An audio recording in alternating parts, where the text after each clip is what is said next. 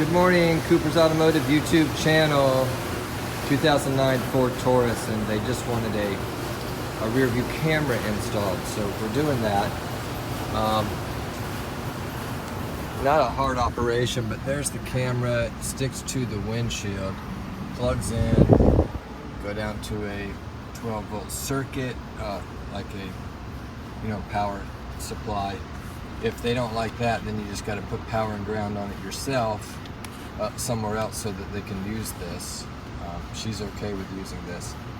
She's going to do that. You put the car in reverse and you go out back to the trunk area. And well, first, camera is right there at the top of the tag. Run inside the trunk, and what I did was take one of the screws out of the tag light, run it through that one hole, bring it down through the cover, down through the wiring harness, and down inside here. You see the wires hanging down there. So your red wire on this is going to go to the reverse light wire, which on this vehicle is this green wire.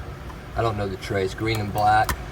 And obviously the black wire is going to go to ground. So we're going to connect that to that, ground that to that, and then we'll go up front.